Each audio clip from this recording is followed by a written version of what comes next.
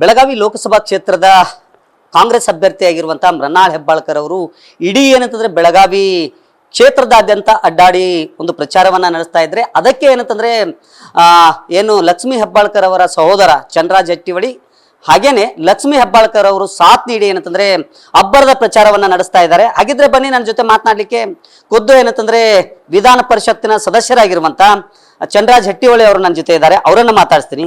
ಈಗ ಸರ್, ಒಂದ್ ಕಡೆ ಏನಂತಂದ್ರೆ ಭಾಳಷ್ಟು ಕಾಂಗ್ರೆಸ್ಸಿನ ಒಂದು ಗ್ಯಾರಂಟಿ ಯೋಜನೆಗಳು ಜೊತೆಗೆ ಈ ವಿಚಾರವನ್ನು ಭಾಳಷ್ಟು ಕಡೆಗಳಲ್ಲಿ ಪ್ರಚಾರ ಮಾಡ್ತಾ ಇದ್ರಿ ಓದಲೆಲ್ಲ. ಯಾವ ರೀತಿ ಈ ಸಲ ವಾತಾವರಣ ಇದೆ ಅಂತ ನೋಡಿ, ಮೊದಲನೇದಾಗಿ ನಾವು ಚುನಾವಣೆ ಪೂರ್ವ 5 ಗ್ಯಾರಂಟಿಗಳನ್ನು ಈ ರಾಜ್ಯದ ಜನರಿಗೆ, ಏನು ಕೊರೋನಾ ನಂತರ ಆರ್ಥಿಕ ಸಂಕಷ್ಟದಲ್ಲಿ ಏನು ರಾಜ್ಯ ಸಿಕ್ಕಂತು ಅವರಿಗೆ ನಾವು ಈ ಗ್ಯಾರಂಟಿಗಳನ್ನು ಕೊಡ್ತೀವಂತ ಚುನಾವಣೆಗೆ ಹೋದ್ವಿ.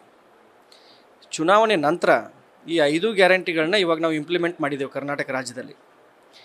ಜನರಿಗೆ ಆರ್ಥಿಕವಾಗಿ ಇದರಿಂದ ಸಹಾಯ ಆಗ್ತಾಯಿದೆ, ಬಡವರಿಗೆ ಸಹಾಯ ಆಗ್ತಾಯಿದೆ, ಮಹಿಳೆಯರು, ಯುವಕರು, ರೈತರಿಗೆ ಸಹಾಯ ಆಗ್ತಾಯಿದೆ, ಬೀದಿ ವ್ಯಾಪಾರಿಗಳಿಗೆ 2,000 ರೂಪಾಯಿ ಗೃಹಲಕ್ಷ್ಮಿ ಯೋಜನೆಯಿಂದ ಸಹಾಯ ಆಗ್ತಾಯಿದೆ. ಈ ಗ್ಯಾರಂಟಿ ಯೋಜನೆಗಳನ್ನು ಇಂಪ್ಲಿಮೆಂಟ್ ಮಾಡಿದ ತಕ್ಷಣ ಬರ್ತಾ ಇರುವಂಥ ಮೊದಲನೇ ಚುನಾವಣೆ ಇದು ಕರ್ನಾಟಕ ರಾಜ್ಯದಲ್ಲಿ.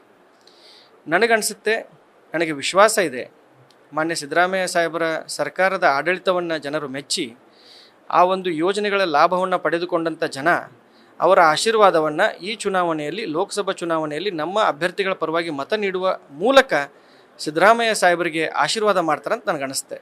ಸರ್, ಈಗ BJP ಅಭ್ಯರ್ಥಿಯಾಗಿರುವಂಥ ಜಗದೀಶ್ ಶೆಟ್ಟರ್ ಅವರು ಹೋದಲ್ಲೆಲ್ಲ ಅವ್ರ ಪಕ್ಷದವರೇ ಅವ್ರಿಗೆ ವಿರೋಧವನ್ನು ಮಾಡ್ತಾ ಇದ್ದಾರೆ. ಅದ್ರ ಜೊತೆಗೆ ಭಾಳಷ್ಟು ಕಡೆಗಳಲ್ಲಿ ಅವ್ರು ಹೇಳ್ತಾ ಇದ್ದಾರೆ, ನಾನೇ ಇಲ್ಲೇ ಮನೆ ಮಾಡ್ಕೊಂಡಿರ್ತೀನಿ, ನಾನಿಲ್ಲಿ ಬೀಗ ಅನ್ನೋ ಮಾತನ್ನು ಹೇಳ್ತಾ ಇದ್ದಾರೆ.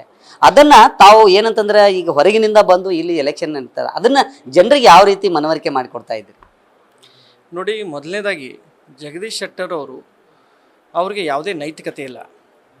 ಯಾಕಪ್ಪ ಅಂತಂದರೆ 6 ತಿಂಗಳ ಹಿಂದ್ಗಡೆ ನಮ್ಮ ಪಕ್ಷಕ್ಕೆ ಬಂದು ಕಾಂಗ್ರೆಸ್ ಪಕ್ಷದ ಒಂದು MLA ಟಿಕೆಟನ್ನು ತಗೊಂಡು ಹುಬ್ಳಿ ಸೆಂಟ್ರಲಲ್ಲಿ ಕಂಟೆಸ್ಟ್ ಮಾಡಿದಂಥ ಒಬ್ಬ ಅಭ್ಯರ್ಥಿಯವರು ತಮ್ಮ ಸ್ವಾರ್ಥಕ್ಕಾಗಿ BJP ಪಕ್ಷವನ್ನು ತೊರೆದು ಕಾಂಗ್ರೆಸ್ ಪಕ್ಷಕ್ಕೆ ಬಂದು ನಮ್ಮಲ್ಲಿ ಅಭ್ಯರ್ಥಿಯಾಗಿ ನಿಂತು 50,000 ಮತಗಳಿಂದ ಸೋತರು.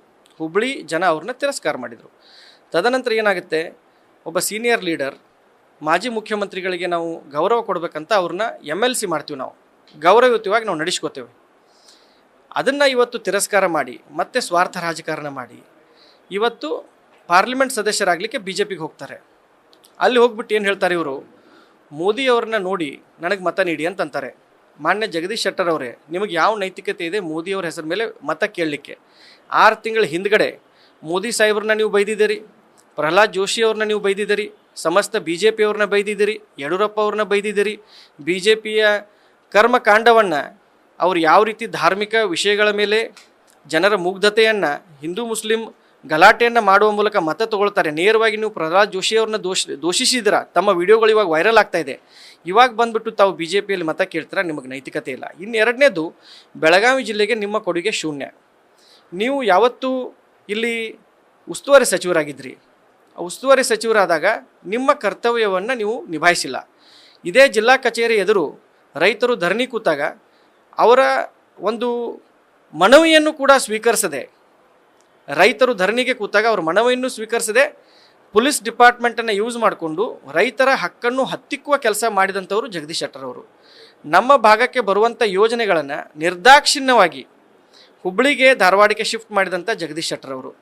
ನೀವು ಬೀಗರಾಗಿ ಬಂದಿದ್ದೀರಾ, ಬರ್ರಿ ನಮ್ಮ ಆತಿಥ್ಯ ಸ್ವೀಕಾರವನ್ನು ಮಾಡ್ಕೊಳ್ಳಿ. ಅದನ್ನು ಬಿಟ್ಬಿಟ್ಟು ನಾನು ಇಲ್ಲೇ ಮನೆ ಮಾಡ್ತೀನಿ ಅನ್ನೋದು ತಪ್ಪು. ಬೀಗರಾಗಿ ಮನೆಗೆ ಬರಬೇಕು ಹೊರತಾಗಿ ಮನೆ ಯಜಮಾನಾಗಿ ಬರೋದು ತಪ್ಪು ಅಂತ ಈ ಸಂದರ್ಭದಲ್ಲಿ ಹೇಳಿಕೆ ಬಯಸ್ತೇನೆ. ಸರ್, ಈಗ ನೀವು ಗ್ಯಾರಂಟಿ ಯೋಜನೆಗಳು ರಾಜ್ಯ ಸರ್ಕಾರದ ಏನು ಅಭಿವೃದ್ಧಿ ಕೆಲಸ ಮಾಡಿದೆ, ಅಭಿವೃದ್ಧಿ ಕೆಲಸವನ್ನ ಮುಂದಿಟ್ಕೊಂಡು ನೀವು ಪ್ರಚಾರವನ್ನ ಮಾಡ್ತಾ ಇದ್ದೀರಿ. ಅವರು ಪ್ರಚಾರ ಮಾಡ್ತಾ ಇರೋದು ಏನಂತಂದ್ರೆ ಮೋದಿಯನ್ನ ನೋಡಿ ಈ ಬಾರಿ ಮೋದಿಯನ್ನ ಗೆಲ್ಲಿಸ್ಲಿಕ್ಕೆ ವೋಟ್ ಹಾಕಿ ಅಂತೇಳಿ, ಅದನ್ನು ಯಾವ ರೀತಿ ನೀವು ಜನರಿಗೆ ಹೇಳ್ತಾ ಇದ್ದೀರಿ ಅಂತ? ನೋಡಿ, ಈಗಾಗಲೇ ಗೋ ಬ್ಯಾಕ್ ಶೆಟ್ಟರ್ ಅನ್ನುವಂಥ ಒಂದು ಕಾರ್ಯಕ್ರಮವನ್ನು ಪ್ರಾರಂಭ ಮಾಡಿದೆ ಮೂಲ BJPಗರು. ಯಾವತ್ತೂ ಜಗದೀಶ್ ಶೆಟ್ಟರ್ ಅವರು BJPಗೆ ಮೋಸ ಮಾಡಿ ಪಕ್ಷವನ್ನು ತೊರೆದು BJPಗೆ ಏನು ಬಾಯಿಗೆ ಬಂದಂತೆ ಇವರು ದೋಷಣೆ ಮಾಡಿದ್ರಲ್ಲ, ಅವತ್ತೇ BJP ಜನ ಇವ್ರನ್ನ ಮನಸ್ಸಿನಿಂದ ತೆಗೆದುಬಿಟ್ಟಿದ್ದಾರೆ. ಇವತ್ತಿವರು ಸ್ವಾರ್ಥಕ್ಕಾಗಿ BJP ಪಕ್ಷದ ಒಳಗಡೆ ಬಂದುಬಿಟ್ಟು ಓಟ್ ಕೇಳ್ತಾ ಇದ್ದಾರಲ್ಲ, ಮೇಲ್ನೋಟಕ್ಕಷ್ಟೇ ಬಿ ಜೆ ಪಿ ಜನ ಇವ್ರ ಜೊತೆ ಇದ್ದಾರೆ ಹೊರತಾಗಿ ಇವ್ರನ್ನ ಸೋಲಿಸಲೇಬೇಕಂತ ಬಿ ಜೆ ಪಿಯವರೇ ಪಣ ತೊಟ್ಟಿದ್ದಾರೆ. ಇವ್ರನ್ನ ಹರಕೆ ಕುರೆ ಮಾಡಿದ್ದಾರೆ. ಇವತ್ತು ನಮ್ಮ ಕಡೆ ಕಡಿಯೋಕ್ಕಿಂತ ಮೊದಲ ಕುರಿನ ಮೇಯಿಸೋದು, ತಿನ್ನಿಸೋದು, ಬೆಳೆಸೋದು ಮಾಡ್ತೀವಿ ನಾವು. ಆ ರೀತಿ ಜಗದೀಶ್ ಶೆಟ್ಟರ್ ಅವರು ಇವತ್ತು ಹರಕೆ ಕುರೆಯಾಗಿ ಬೆಳಗಾವಿಗೆ ಬಂದಿದ್ದಾರೆ.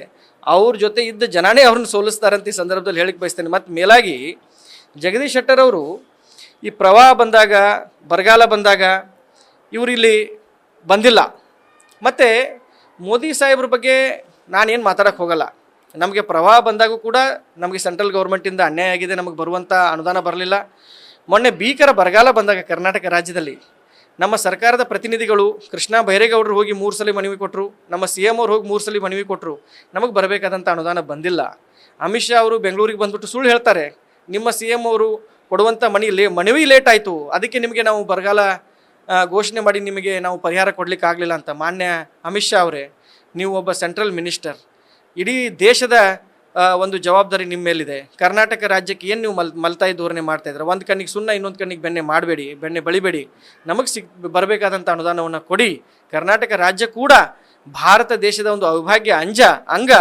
ಇದನ್ನು ನೀವು ಉತ್ತರ ರಾಜ್ಯಗಳಿಗೆ ಕೊಟ್ಟಂಥ ಪ್ರಾತಿನಿಧ್ಯವನ್ನು ನಮ್ಮ ದಕ್ಷಿಣ ರಾಜ್ಯಗಳಿಗೂ ಕೂಡ ಕೊಡಬೇಕಂತ ತಮ್ಮಲ್ಲಿ ಮನವಿ ಮಾಡ್ತೀನಿ. ಸರ್, ಮೃಣಾಲ್ ಹೆಬ್ಬಾಳ್ಕರ್ ಅವರು ಎಷ್ಟು ಲೀಡ್ನಿಂದ ಗೆಲ್ತಾರೆ ಅಂತೇಳಿ ತಾವೀಗ ಆಲ್ರೆಡಿ ಲೆಕ್ಕಾಚಾರವನ್ನು ಮಾಡ್ತಾ ಇದ್ದೀರಿ.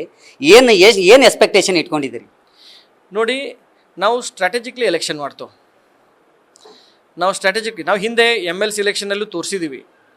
5 ಜನ ನಮ್ಮ ಕಾಂಗ್ರೆಸ್ MLAಗಳಿದ್ದರು, 13 ಜನ BJP MLAಗಳು ಇಡೀ ಬೆಳಗಾವಿ ಜಿಲ್ಲೆಯಲ್ಲಿ. ಅವತ್ತು ಕೂಡ ಸ್ಟ್ರಾಟಜಿಕ್ಲಿ ಎಲೆಕ್ಷನ್ ಮಾಡಿ ಯಾವ ರೀತಿ ಚುನಾವಣೆ ಗೆಲ್ಲಬೇಕಂತ ನಮಗೆ ತೋರಿಸ್ಕೊಟ್ಟಿದ್ವಿ ಜನರಿಗೆ. ಇವತ್ತು ಅತಿ ದೊಡ್ಡ ಶಕ್ತಿ ಸತೀಶ್ ಜಾರಕಿಹೊಳಿ ಅವರು ನಮ್ಮ ಜಿಲ್ಲಾ ಉಸ್ತುವಾರಿ ಸಚಿವರಿದ್ದಾರೆ. ಬೆಳಗಾವಿ ಜಿಲ್ಲೆಯಲ್ಲಿ ನಮ್ಗೆ 11 ಜನ ನಾವು ಶಾಸಕರಿದ್ದೀವಿ, ನಾವು ಇಬ್ಬರು MLCಗಳಿದ್ದೀವಿ. ಸ್ಟ್ರಾಟಜಿಕ್ಲಿ ನಾವು ಚುನಾವಣೆ ಮಾಡ್ತಾಯಿದ್ದೀವಿ. ಚಿಕ್ಕೋಡಿ ಹಾಗೂ ಬೆಳಗಾವಿಯಲ್ಲಿ 2 ಸೀಟ್ 2 ಲಕ್ಷ ಮತಗಳ ಅಂತರದಿಂದ ಬರುವ ಎಲ್ಲ ಲಕ್ಷಣಗಳದಾವೆ. ನಮ್ಮ ಟೀಮ್ಗಳು ಇವತ್ತು ಪ್ರತಿಯೊಂದು ಮತಕ್ಷೇತ್ರದಲ್ಲಿ ಕೆಲಸ ಮಾಡಕತ್ತಾವ. ನಮ್ಮ ಕಾಂಗ್ರೆಸ್ ಪಕ್ಷದ ಪದಾಧಿಕಾರಿಗಳು ಕೆಲಸ ಮಾಡಕತ್ತಾರ. ಜನರ ಮನಸ್ಸು ಇವತ್ತು ಕಾಂಗ್ರೆಸ್ ಪಕ್ಷದ ಪರವಾಗಿದೆ. ಜಗದೀಶ್ ಶೆಟ್ಟರ್ ಅವರ ಅನ್ಯಾಯ ಏನು ಬೆಳಗಾವಿ ಜಿಲ್ಲೆಯ ಮೇಲೆ ಅನ್ಯಾಯ ಮಾಡಿದವರು ಮತ್ತು ಹೊರಗಿನವರವರು, ನಮ್ಮ ಬೆಳಗಾವಿ ಜಿಲ್ಲೆಯ ಸ್ವಾಭಿಮಾನ ಜನ ಹೊರಗಿನವ್ರಿಗೆ ಓಟ್ ಹಾಕೋದಿಲ್ಲ. ಅವ್ರು ಎಷ್ಟೇ ಕೇಳಿದ್ರು, ಎಷ್ಟೇ ತಿಪ್ಪರ್ಲಗ ಹಾಕಿದರೂ ಕೂಡ ನಮ್ಮ ಜನ ಮಾತ್ರ ಜಗದೀಶ್ ಶೆಟ್ಟರ್ಗೆ ಓಟ್ ಹಾಕೋದಿಲ್ಲ. ನಾವು ಹುಚ್ಚರಿಲ್ಲ. ನಾವು ಮೃಣಾಲ್ ಹೆಬ್ಬಾಳ್ಕರ್ಗೆ, ಆ ಕಡೆ ಪ್ರಿಯಾಂಕಾ ಜಾರಕಿಹೊಳಿಗೆ, ಚಿಕ್ಕೋಡಿ ಬೆಳಗಾವಿ ನಾವು ಕಾಂಗ್ರೆಸ್ ಪಕ್ಷಕ್ಕೆ ಓಟ್ ಹಾಕ್ತಾವಂತ ನಮಗೆ ಹೇಳಕತ್ತಾರ. ಅವ್ರ ಮೇಲೆ ವಿಶ್ವಾಸ ಐತಿ. 2 ಸೀಟ್ ಗೆಲ್ತಾವೆ. ಇದಿಷ್ಟು ಏನಂತಂದರೆ ಚಂದ್ರರಾಜ್ ಜಟ್ಟಿಹೊಳಿ ಅವರ ಮಾತು. ಕ್ಯಾಮ್ರಾಮನ್ ರೋಹಿತ್ ಜೊತೆ Srikanth Kukkadi, news first Belagavi. News first ನಿರ್ಭೀತಿಯಿಂದ ನಿಮ್ಮ ಪರವಾಗಿ.